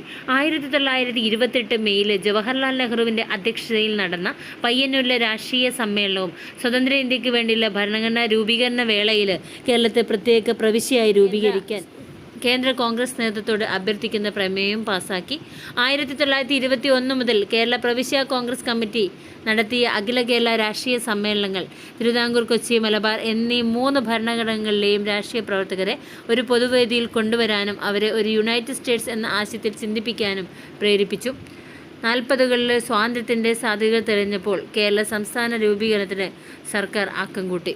1946 അന്നത്തെ കൊച്ചി മഹാരാജാവ് ശ്രീ കേരളവർമ്മ തിരുവിതാംകൂർ, കൊച്ചി, ബ്രിട്ടീഷ്, മലബാർ എന്നിവ ഉൾപ്പെടുന്ന ഒരു കേരള സംസ്ഥാനത്തിൻ്റെ ആദ്യകാല രൂപീകരണത്തിന് സന്നദ്ധത പ്രകടിപ്പിച്ചു. ഇതിനായി രൂപീകരിച്ച കേരള പ്രൊവിൻഷ്യൽ കോൺഗ്രസിൻ്റെ ഉപസമിതി ചെറുതുരുത്തിയിൽ യോഗം ചേർന്നു. 1946 KP കേശവമേനോൻ ഐക്യകേരള സമ്മേളനം എത്രയും വേഗം വിളിച്ചുകൂട്ടാൻ തീരുമാനിച്ചു. കേളപ്പൻ്റെ അധ്യക്ഷതയിൽ തൃശ്ശൂരിൽ നടന്ന ഐക്യകേരള സമ്മേളനം ഈ തീരുമാനത്തിൻ്റെ തുടർച്ചയായിരുന്നു. കേരളത്തിൻ്റെ വിവിധ ഭാഗങ്ങളിൽ നിന്നുള്ള 100 കണക്കിന് പ്രതിനിധികൾ പങ്കെടുത്തു. ബ്രിട്ടീഷ്, മലബാർ, കൊച്ചി, തിരുവിതാംകൂർ എന്നിവ ഉൾപ്പെടുന്ന ഒരു ഐക്യകേരള സംസ്ഥാനത്തെ അനുകൂലിച്ച് കൊച്ചി രാജ ശ്രീ കേരളവർമ്മ ചടങ്ങിൽ സംസാരിച്ചു. ഐക്യകേരള രൂപീകരണം നേരത്തെയാകണമെന്ന് ആവശ്യപ്പെട്ട് സമ്മേളനം പ്രമേയം പാസാക്കി. കേരള സംസ്ഥാന രൂപീകരണത്തിനു വേണ്ടി സമ്മർദ്ദം ചെലുത്തുന്നതിനായി ആലുവയിലും പാൽഘട്ടിലും സമാനമായ ഐക്യകേരള കൺവെൻഷനുകൾ നടന്നു. ഇനി integration of Travancore and Cochin. അതിനിടയിൽ സർദാർ പട്ടേലിൻ്റെ മാർഗനിർദ്ദേശം ഇന്ത്യ ഗവൺമെൻറ് സംസ്ഥാന മന്ത്രാലയം ആരംഭിച്ച തദ്ദേശ സംസ്ഥാനങ്ങളുടെ ലയനവും സംയോജന നയം ഐക്യകേരളത്തിൻ്റെ ആദ്യകാല രൂപീകരണത്തിന് വഴിയൊരുക്കി. 1949 ജൂലൈ 1 തിരുവിതാംകൂർ, കൊച്ചി സംസ്ഥാനങ്ങൾ സംയോജിപ്പിച്ച് തിരുവിതാംകൂർ, കൊച്ചി എന്ന പുതിയ സംസ്ഥാനം രൂപീകരിച്ചു. ഇതായിരുന്നു ആദ്യത്തെ പോസിറ്റീവ് നടപടി. കേരള സംസ്ഥാന രൂപീകരണത്തിൻ്റെ ദിശയിൽ തിരുവിതാംകൂറിലെയും കൊച്ചിയിലെയും മഹാരാജാവ് ഏകീകരണ ഉടമ്പടിയിൽ സ്വമേധയാ ഒപ്പുവെച്ചു.